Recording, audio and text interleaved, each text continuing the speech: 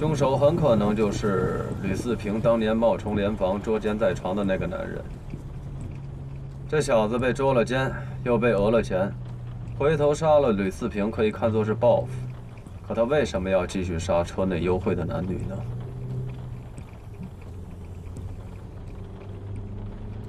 周队，能麻烦您开下灯吗？我想再看看案卷。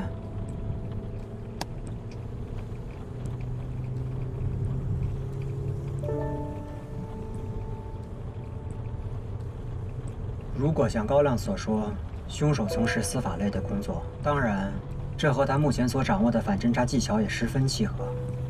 那么他在被捉奸的情况下，很有可能体验到了那种被曝光之后的屈辱感。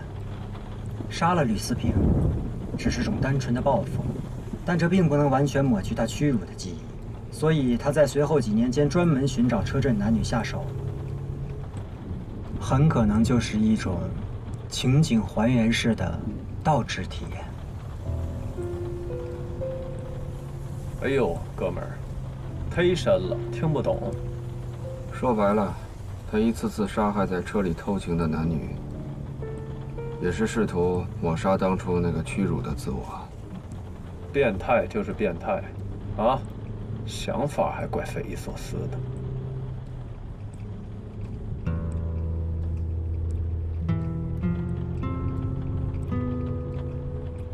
呀，这都7点多了，咱们回队里之前先在外面吃个饭吧。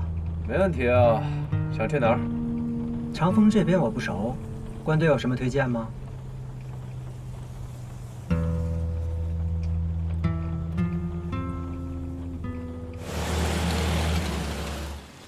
老关啊，我真不知道该说你什么了啊！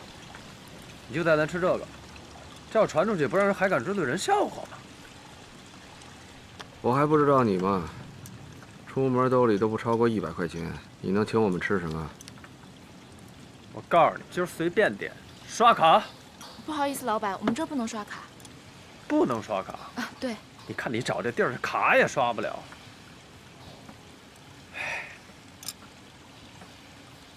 啊，你们先点着菜，我上个洗手间。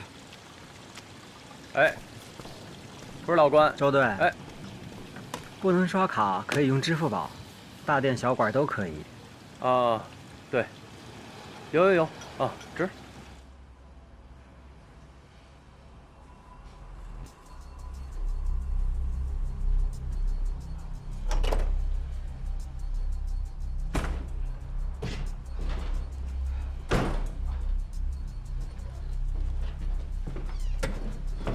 哥，没事吧？ 我们被发现了，被谁发现了？周巡。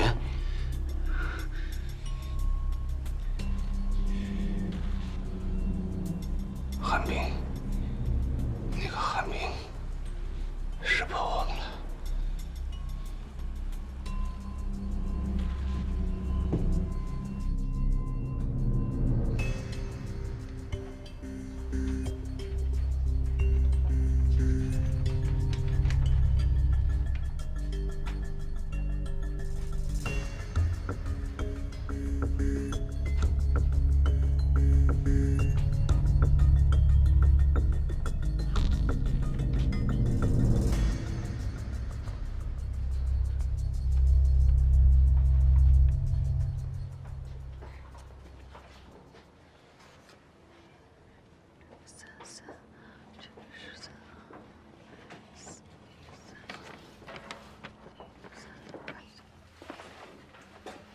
你怎么也来了？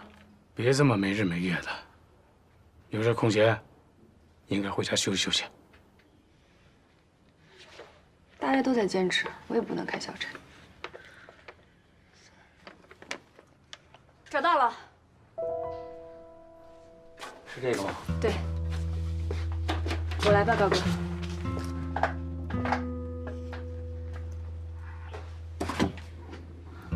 让一下。 应该就是他了。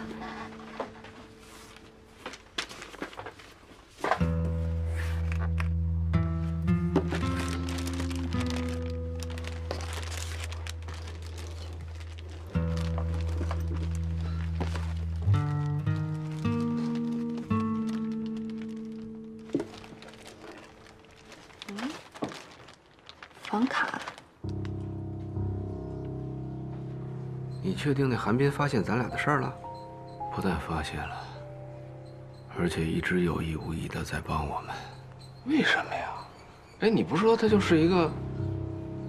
摸不透。怎么讲？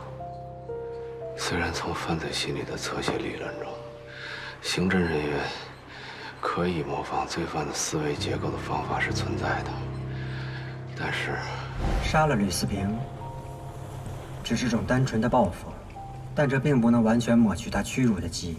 所以他在随后几年间专门寻找车震男女下手，很可能就是一种情景还原式的倒置体验。在实际的侦破过程当中，完全纯粹的站在主观的立场出发，揣测某种反社会人格的思维模式，其实是很难实现的。这你不也能做到吗？常年在一线工作的刑警，如果具备比较前沿的学术水平，是可以实现这一点，但他也要经过非常严谨的推测和理论。但是他不一样，他完成的太过轻松，太过写意了啊！你的意思是说，他完全就是本能的思维？那这个韩冰跟那个变态杀手属于一种人？不知道，总觉得他很难猜测。我们可以不特意提防他，但千万不能放松警惕。对了，有个事儿我一直忘了问你。媒体知道破窗器的事儿，是你透露给董涵的吗？我说哥呀，你怎么就不相信我呀？我告诉你啊，别说什么破窗器，我什么都没向那个董涵透露。哎，你要不信的话，那天我们俩聊天的时候，刘英就在吧台，要不你去问他。如果不是你跟他说的，那知道这个事儿的人就只有……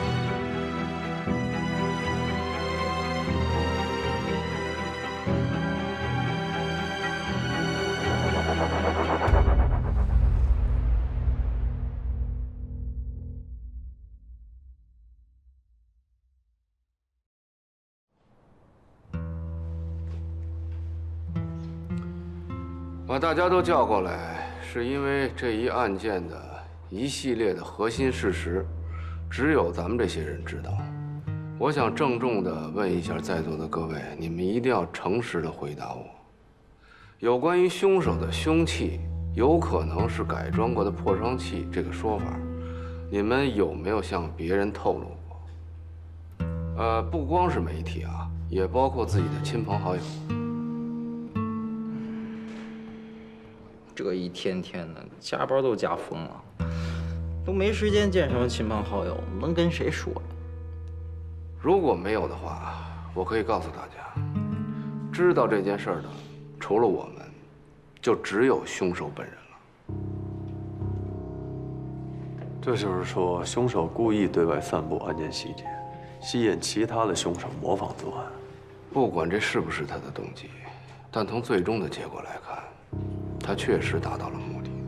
我查了一下，媒体方面最早报道破窗器细节的，应该就是京港头条的网站新闻上。也就是说，凶手很可能是通过某种途径，跟这家媒体的工作人员取得了联系，把信息传达给了他们。老刘，把董记者请来吧。行了，没事了，散了。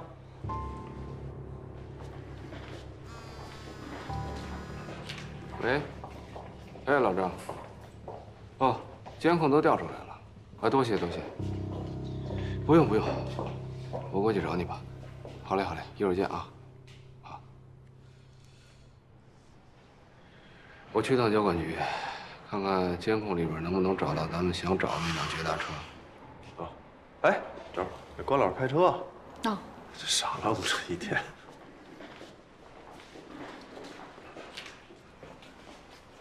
哎，不是你跟你们队里人说过吗？ OK。那天给你的资料看了吗？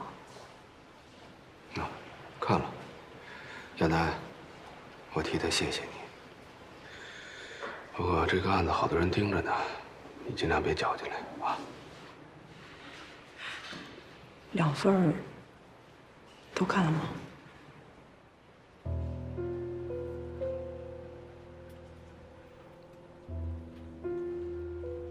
看了，我再研究研究。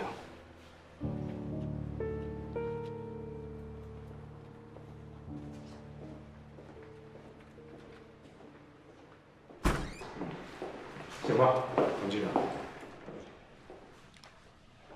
嗨。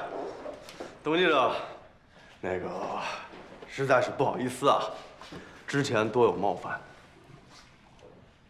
其实话说回来，我不是凶手，你也不是杀人犯，我们都是站在犯罪的对立面，应该属于同一阵营啊。啊，坐下谈，来坐。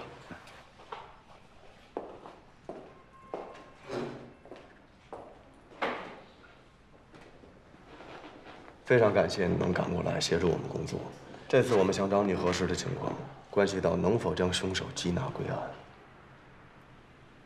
周队长，我们做媒体工作的有自己奉行的原则，但心里面跟你们一样，都希望能够抓到凶手。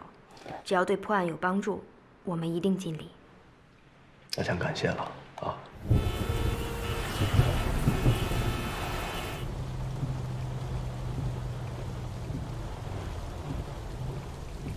关老师，您从交管局拿的是？喂，喂，老关，你在哪儿？哦，刚从交管局出来，正要去物证鉴定中心。鉴定中心？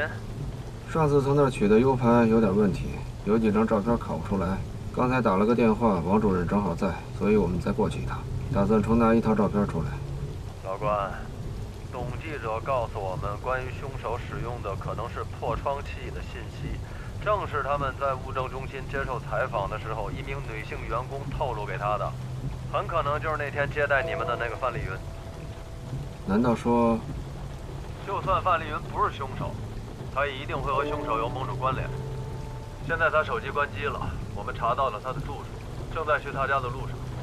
我们现在要不要马上过去？不用。 你正好通过王主任了解一下这个范丽云的信息，咱们保持联系。好。找到真凶了。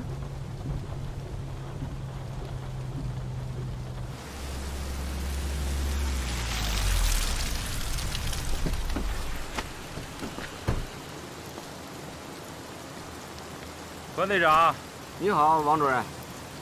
不好意思啊，没想到光盘会出问题。 这回我拷贝了2份，一份在光盘里，一份在 U 盘里，耽误你们工作了，实在不好意思。多谢啊，真是不好意思，这么晚还给你添麻烦。没事，正巧今天我值夜班，你们昼夜奔波，那才是真辛苦啊。王主任，我们第一次来的时候接待我们的是您这一位叫范丽云的同事，能否向我们介绍一下她的情况？范丽云，哦，她是在我们这里工作很多年的老研究员了。 怎么了？我们现在正在怀疑他向媒体泄露了一些只有凶手才知道的作案细节。范丽云她结婚了吗？啊，应该结了。年会的时候，她丈夫还到我们中心来过。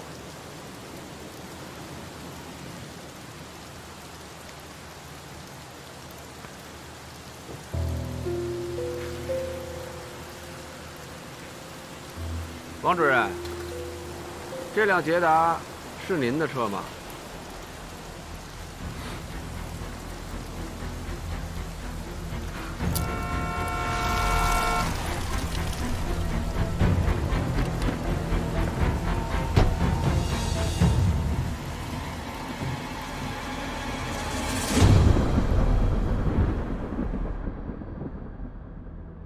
范丽云在接受董涵采访前，曾向王志革打电话请示过。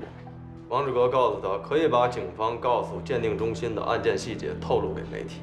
据范丽云透露，王志革在工作当中对员工几乎是强迫性的规定，包括物品摆放的位置、垃圾的处理，还有文件的排序，甚至是电脑文档的编号。上次我们去的时候，在门口他和关队握过手，可是进了办公室没多久他就离开了。回来的时候，他手上有洗手液的味道，这说明他仔细的洗过手。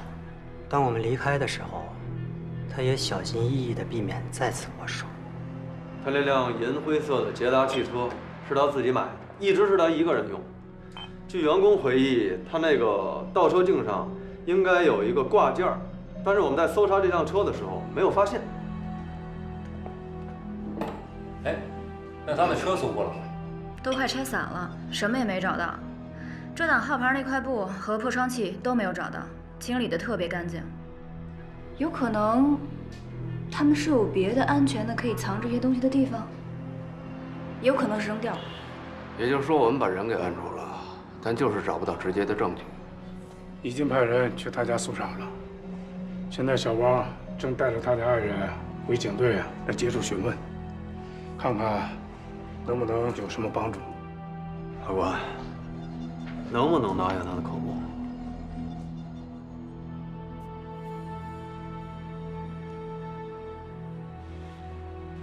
王志革属于有较强反侦查能力的暴力型罪犯，在抓捕现场，他既没有逃匿，也没有拒捕，长期从事鉴定的工作。他很清楚，即便我们控制了嫌疑范围，控制住他，他也没留下任何可能会给自己定罪的证据。唉，不管怎么说，我们还能扣押他48个小时。老郑，这点小事儿就交给我吧。行，给你个机会。真难想象，这个凶手竟然离我们这么近，而且他看上去也太正常了。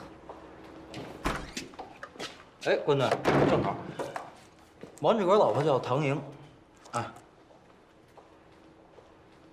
哦，是这样，我们刚搜他们家的时候，发现这个王志革把家里收拾那叫一个干净，而且据他老婆说，他平时的确有一定程度的那个洁癖，还有强迫症。啊，再有就是，5年前这个吕四平抓到他嫖妓的时间，正好是他老婆怀孕，只不过就是他老婆怀孕4、5月左右的时候，胎儿不发育了，所以就做了一个引产。啊。还有就是这些年，他老婆并不知道自己的老公呢是在外面杀人，对5年前王志革那个遇见假年房的事儿也是一无所知。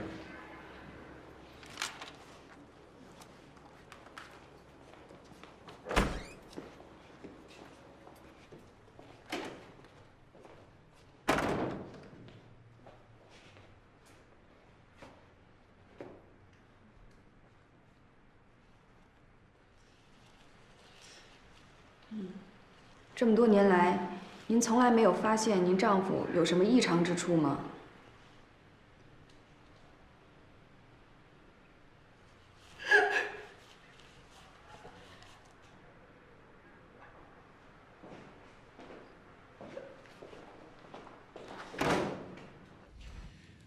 我真的不明白你们为什么要这么做。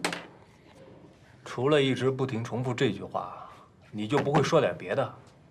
你让范丽云透露给记者的信息，只有凶手才知道。事到如今了，大老爷们做事儿，敢做敢当啊！无端揣测凶手使用的凶器是我不对，啊，把案情透露给记者也确实欠考虑，但是这都不算是犯罪吧？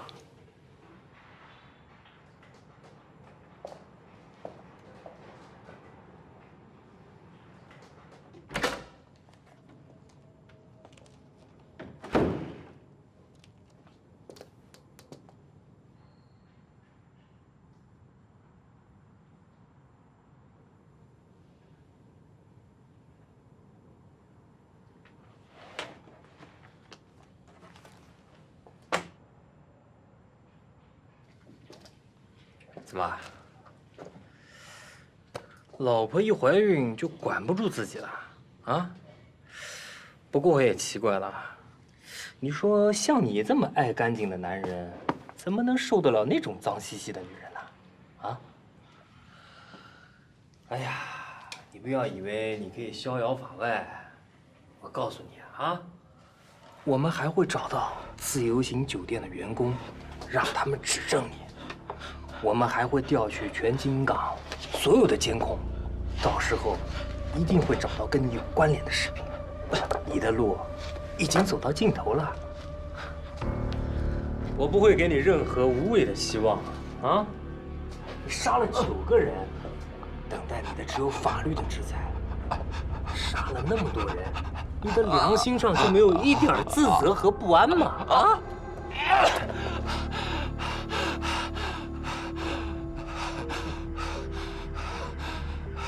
怎么，受不了别人碰你啊？我告诉你，一会儿我们就把你从这儿带走，送到看守所。到时候你就会发现，在那里有几十个人、上百只手在等着你，你迟早会招着你。嗯。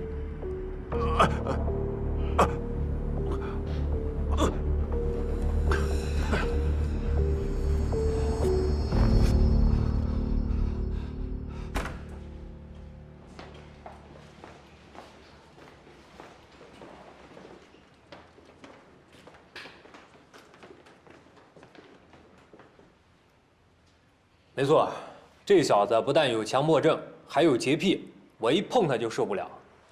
估计在看守所里边待48个小时，他应该扛不住。我可没你这么乐观。他能接连杀掉这么多人，并且每次都冷静地摆放尸体、清理现场，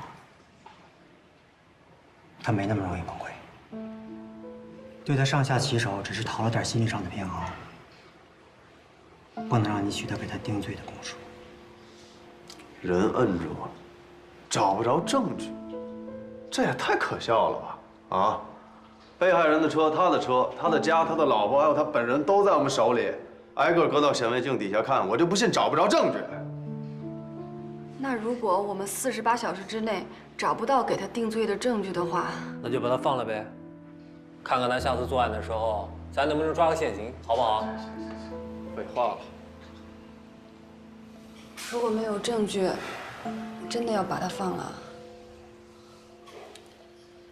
要是所有证据都找得到的话，这世间就没有悬案。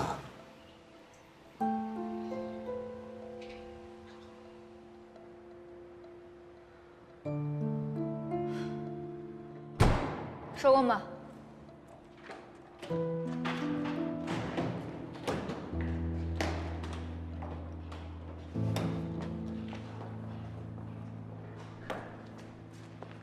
师姐，找到什么线索了吗？脚垫和座椅套几乎都是全新的，很难找到什么线索。不过还是要试一试。明天让高哥他们把设备都搬下来再说吧。今天就先回去，早点休息啊。回了。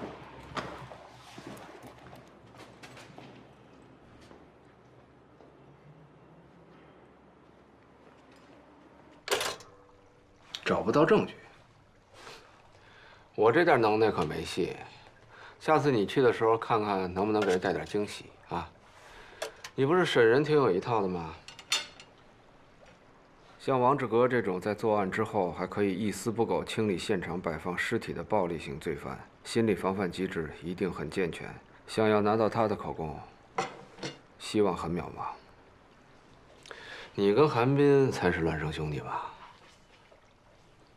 他也这么说，几乎连词儿都没变。那次我去物证鉴定中心，确实没有发现王志革洗过手，弄不好，韩冰就是那个时候发现他有点不对劲的。这大概也正好可以解释他为什么不戳穿我们。怎么讲？他在看戏。看戏？对，看戏。无论是王志革还是我们，他都在看戏。他似乎更愿意置身事外，做一个旁观者。你们这些神人啊，我真是摸不透啊。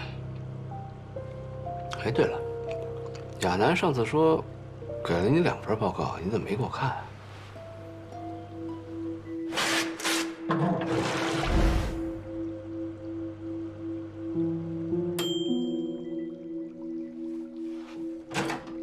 第2份报告，他这么跟你说的？对啊，他说给了你2份。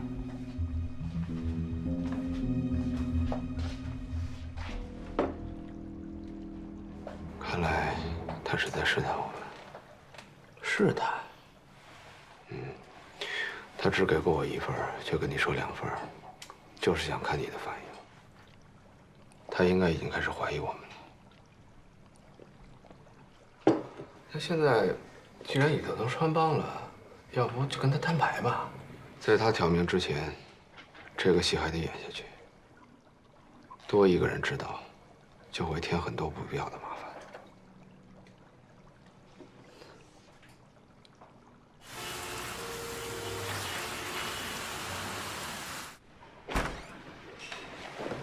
关老师，海港支队的人呢？昨儿把王志革送进看守所，今儿得把他押回来。老赵怕路上有什么闪失，亲自押车去。剩下的人都忙活着找证据呢。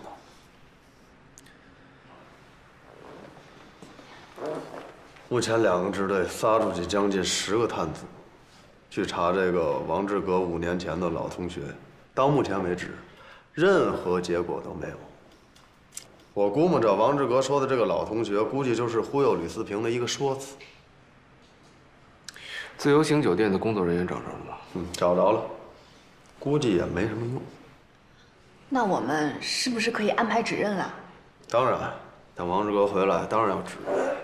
虽然我不抱什么希望，可是就算他不在，我们可以拿照片给他们看呀。照片指认至少得10张以上，真人需要5个，但是我就没觉得他能从这5个人当中认出王志革来，更别说人数翻倍了，没戏。以王志革作案的一贯作风，他进入酒店之前肯定是乔装过，掩盖了自己的体貌特征。哼。那个和吕四平开房的女人呢？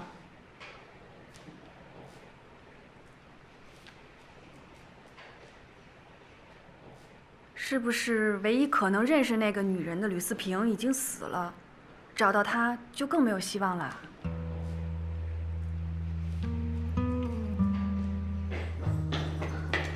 关队、周队，找到了，证据找到了。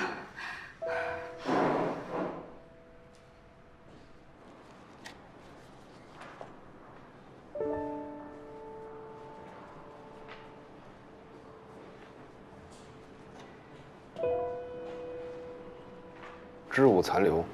对，我们在驾驶席的脚垫背面找到的。这是21支精梳纯棉线，跟长矮内裤的材质一模一样。而且您看这儿，还有血迹。DNA 的提取和对比需要时间，不过从血型上来看，血型上和长矮一致。齐活，这回定死就是这孙子，看样还赖。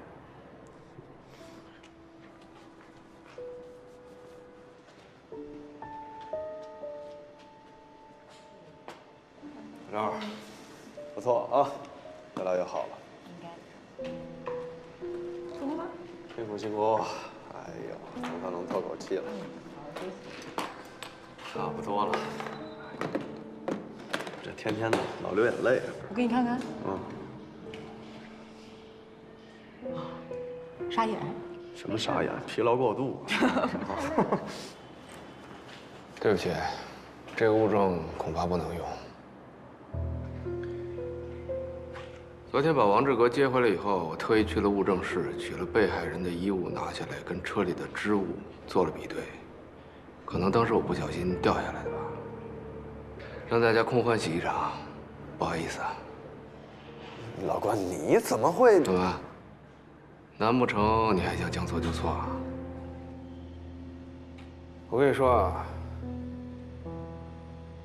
要想做证据呢，不难。我可以帮你做个更逼真的。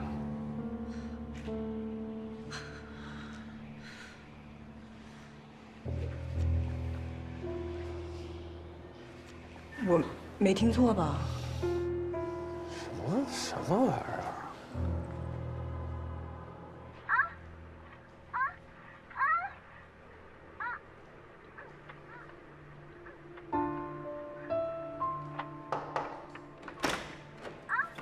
关队，当年在房卡上检验出了4组不同的指纹，但是没有王志格的，对吧？对，放这吧。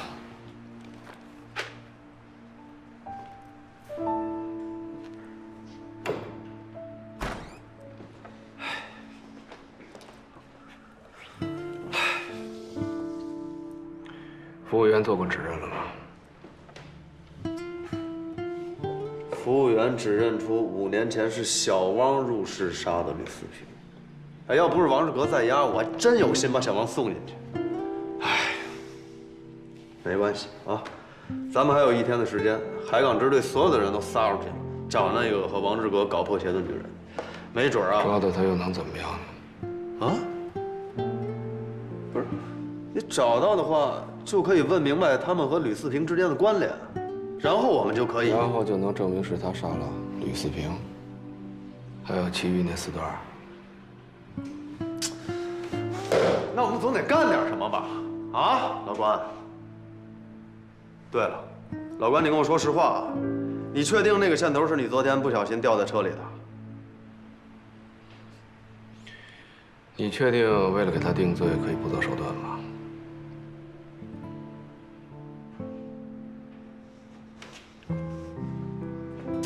嘿，这儿干嘛？吓人服了。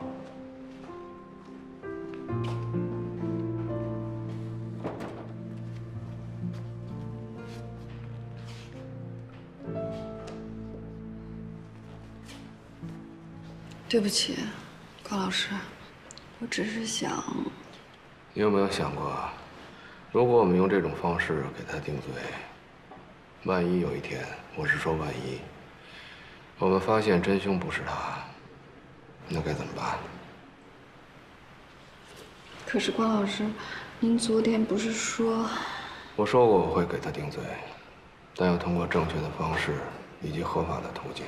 王志格是个比较少见的个案，他之所以能多年连环作案，很大程度得益于他参与物证鉴定工作所完善的反侦查能力。但洛克尔物质交换定律告诉我们，只要进出犯罪现场，就一定会发生犯罪人与案发现场之间的物质交换，他也不例外。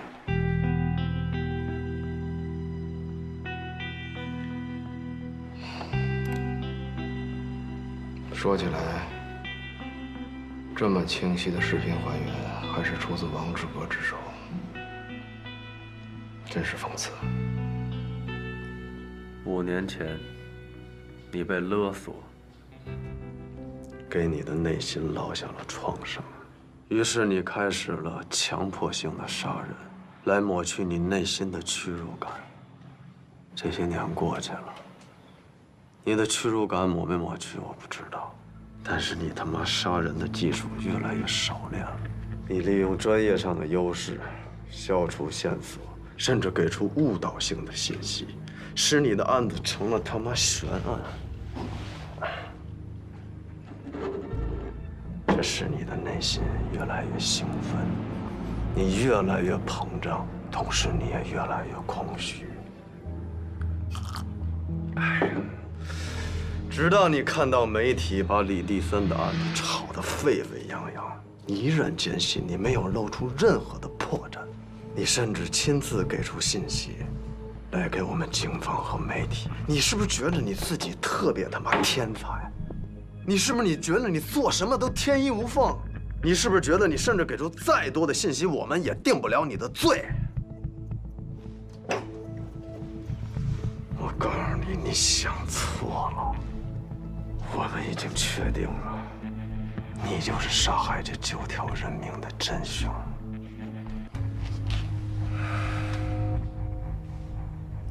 证据的。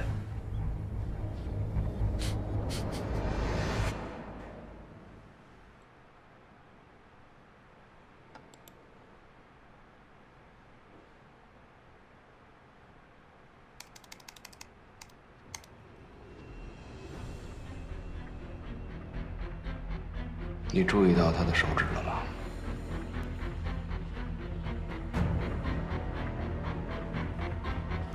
这是什么？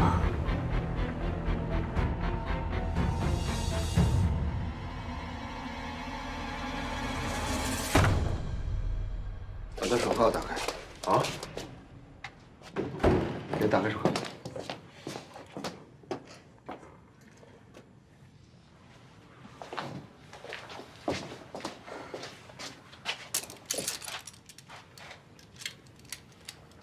轻点，轻点。废他妈什么话！谢谢关队长啊。按住他左手。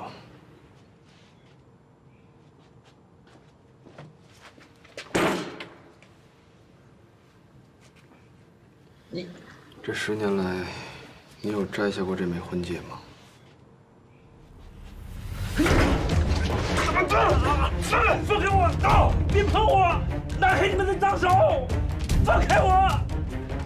啊！别碰我！啊！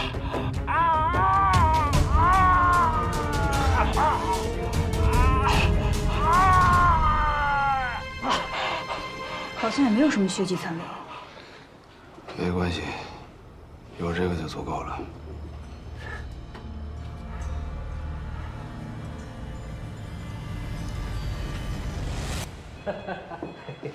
这个好啊！哎呀，干得漂亮啊！戒指内圈里面有被害人的血迹，这证据啊，再死实不过了。市局那边给我来过电话，对咱们专案组的效率啊非常满意。说实在的，关队啊，看来你想走啊，也走不成了。哟，董记者来了。老刘，还是你接待一下啊，确保董记者在京港头条第一时间发表案件的新闻。行吧，董记者，辛苦啊。压力就是动力，能这么快破案，真的感谢你们了。这可是我们集体荣誉啊！你得如实报道啊！这次啊，能有机会和您一块办案，我赵新成真是受益匪浅啊！希望今后啊，咱们能常来常往啊！客气。这次跟关队学到了很多，谢谢。该说谢谢的人是我，以后有事多联系。再联络。那行，老郑，咱们先撤了啊！哎，别撤，一块吃个庆功宴什么的啊！哎，老关，你放心，我一定会在专案报告上把你从头到尾捧得像朵花一样。而且老刘说了，市局对你这次在专案中的作用一直都是有了解的，所以态度缓和了很多。董记者也答应咱们在舆论上支持啊，完美。走，吃饭。再等一下吧。还等谁啊？再等一个推测。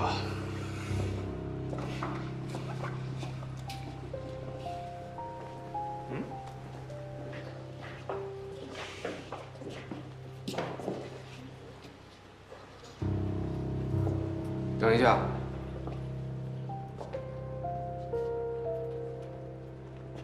唐女士，